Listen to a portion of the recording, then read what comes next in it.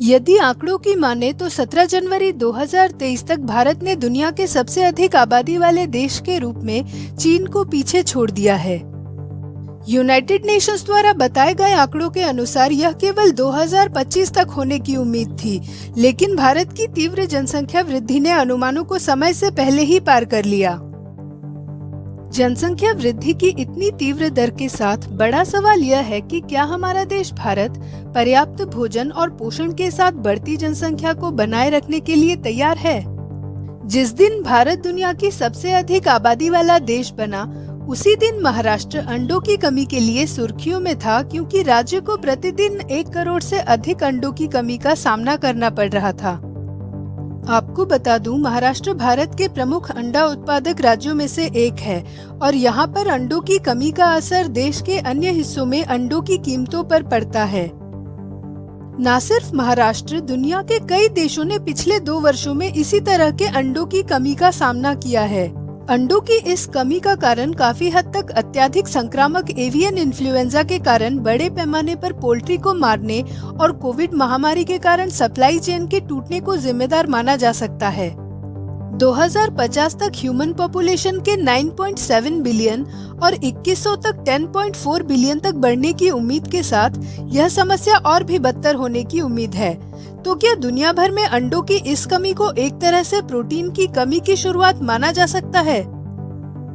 China और USA के बाद भारत दुनिया के सबसे बड़े अंडा उत्पादक देशों में से एक है।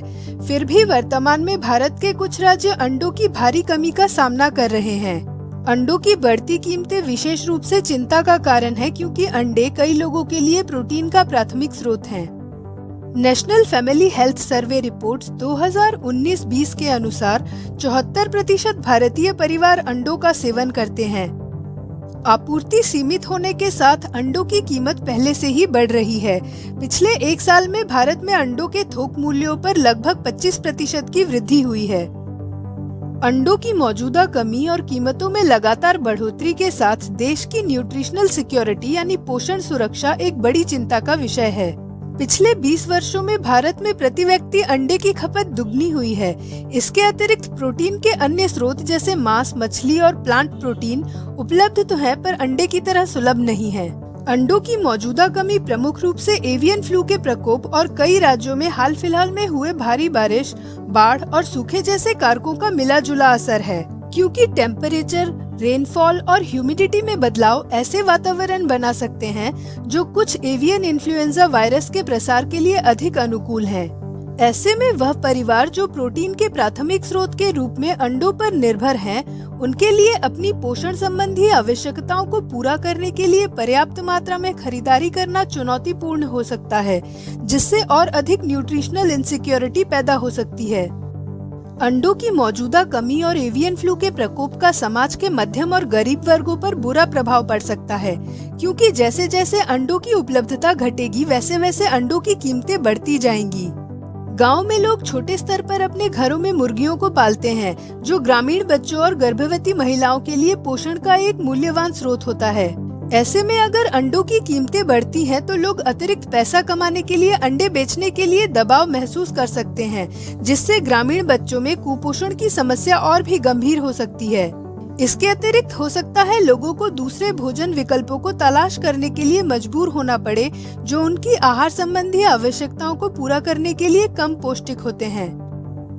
निश्चित तौर पे अंडों की कमी से निपटने के लिए लोगों को अंडों की खपत कम करनी होगी और प्रोटीन के वैकल्पिक स्रोतों को ढूंढना होगा।